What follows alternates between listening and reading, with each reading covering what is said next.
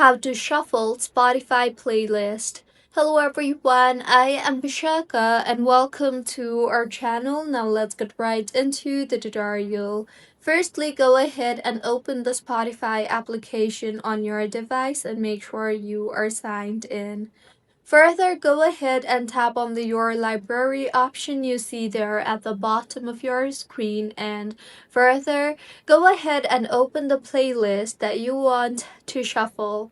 Here, tap on the shuffle icon, that is the two arrows crossing each other at the top of the playlist, and when the shuffle icon is green, the shuffle is enabled.